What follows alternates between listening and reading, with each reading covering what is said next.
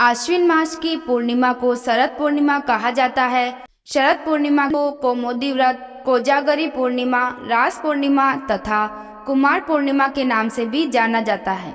शरद पूर्णिमा के दिन धन की देवी लक्ष्मी, चंद्रदेव, कुबेर, भगवान शिव और श्री कृष्ण की पूजा की जाती है। वर्ष भर में आने वाली सभी पूर्णिमा में शरद पूर्णिमा की रात का चांद सबसे अधिक चमकीला और देखने में आकर्षक लगता है, क्योंकि शरद पूर्णिमा के दिन चंद्रमा 16 कलाओं से सुसज्जित होता है और पृथ्वी के सबसे ज्यादा निकट भी होता है। जब शरद पूर्णिमा की रात में चंद्रमा धरती पर किरणें बिखेरता है तथा अमृत की वर्षा करता है, उस वक्त लक्ष्मी जी की पूजा फलदायी मानी जाती है।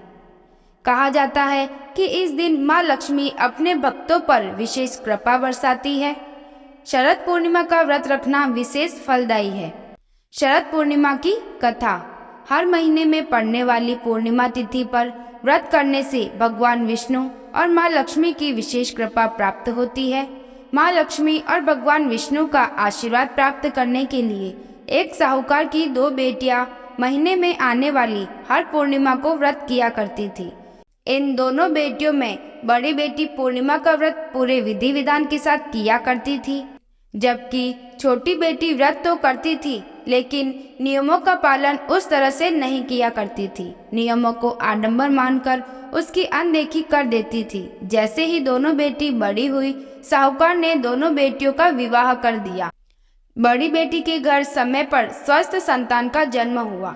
छोटी बेटी को भी संतान हुई, लेकिन उसकी संतान जन्म लेते ही दम तोड़ देती थी।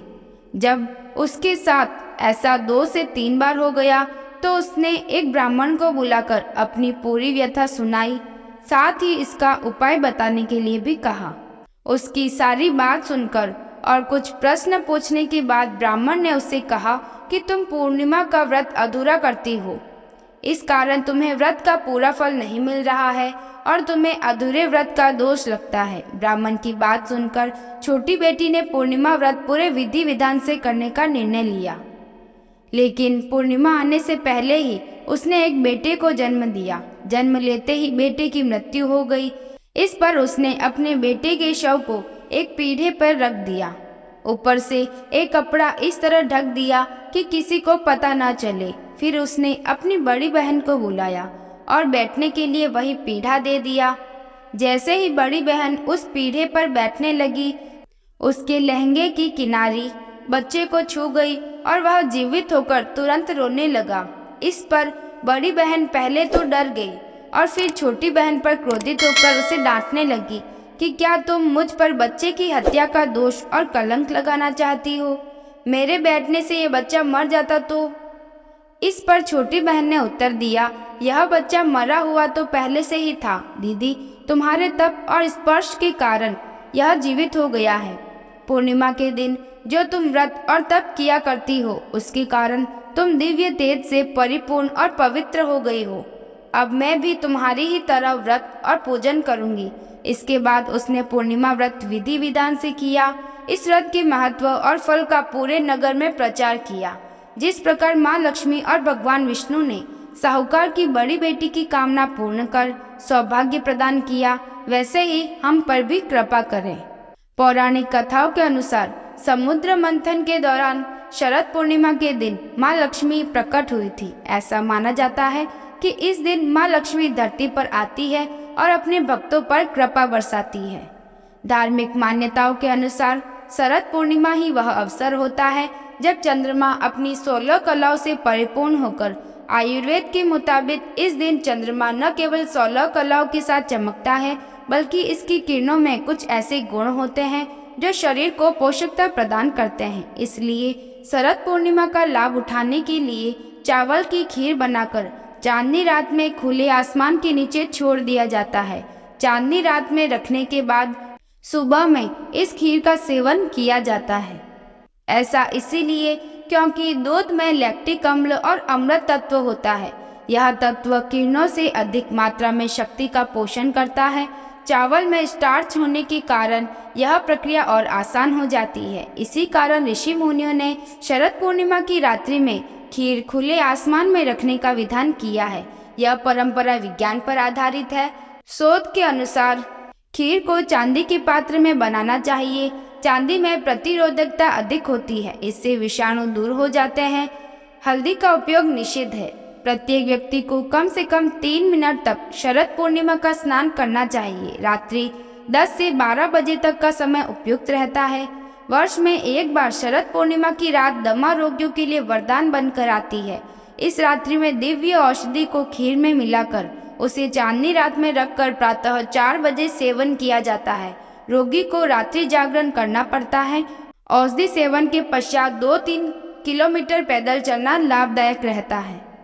इसके अलावा अगर कोई आंखों की समस्या से परेशान है तो उसे शरद पूर्णिमा की चांद को खुली आंखों से देखना चाहिए, क्योंकि आयुर्वेद के अनुसार शरद पूर्णिमा की चांद का दर्शन करने से आंखों के रोग खत्म हो जाते हैं, साथ ही आंखों की रोशनी भी बढ़ती है।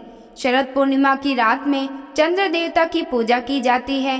कुबेर की पूजा इसलिए की जाती है क्योंकि ये धन के देवता माने गए हैं। धन के देवता होने के कारण शरद पूर्णिमा पर इनकी पूजा की जाती है। शरद पूर्णिमा पर भगवान शिव की उपासना का भी विधान है। मान्यता है कि इस पूर्णिमा पर भगवान शिव को खीर का भोग लगाने से शिव शंकर भगवान प्रसन्न हो जाते हैं। शरद पूर्णिमा की रात्रि में भगवान श्री कृष्ण की पूजा करने के पीछे धार्मिक मान्यता यह है कि इस दिन श्री कृष्ण ने राधा रानी और गोपियों के साथ रास रचाया था। शास्त्रों के अनुसार शरद पूर्णिमा का व्रत रखने से हर प्रकार की मनोकामना पूर्ण हो जाती है। यह व्रत विवाहित महिलाएं संतान प्राप्ति की कामना के लिए रखती है। जो लोग पूर्णिमा का व्रत शुरू करना चाहते हैं उन्हें शरद पूर्णिमा के दिन ही व्रत का संकल्प ले लेना चाहिए। उड़ीसा में शरद पूर्णिमा को कुमार पूर्णिमा के नाम से मनाया जाता है। महादेव और देवी पार्वती के पुत्र कार्तिकेय का जन्म इसी पूर्णिमा को हुआ था। कुंवारी लड़कियां श्वेत वर्ण आकर्षक सुंदर कार्तिकेय की पूजा उनके जैसा पति पाने के लिए करती है। शरद पूर्णिमा का एक नाम कोजागरी पूर्णिमा भी है, यानी लक्ष्मी जी पूछती है कि कौन जाग रहा है। कहा जाता है शरद पूर्णिमा पर देवी लक्ष्मी सवाहन घूमती है और ये देखती है कि कौन जग रहा है, और जो जाग रहा होता है उनको महालक्ष्मी की विशेष कृपा प्राप्त होती है। सनातन धर्म में पूर्णिमा तिथि का विशेष महत्व है। इस दिन गंगा स्नान किया जाता है, साथ ही पूजा जप तप और दान किया जाता है। विशेष कार्य में सिद्धि प्राप्ति हेतु साधक पूर्णिमा तिथि पर भगवान विष्णु के निमित्त व्रत भी रखते हैं। इसके अलावा पूर्णिमा तिथि पर श्री सत्यनारायण पूजा भी की जाती है। कुल मिलाकर कहे तो पूर्णिमा तिथि बहुत ही शुभ मानी जाती है। धार्मिक मान्यता है कि पूर्णिमा तिथि पर भगवान विष्णु की पूजा करने से साधक को अमोघ फल की प्राप्ति होती है, साथ ही उसके दुख और संकट दूर हो जाते हैं। धन्यवाद। अगर ये वीडियो अच्छा लगा हो तो इसे लाइक करें और इस चैनल को सब्सक्राइब करें।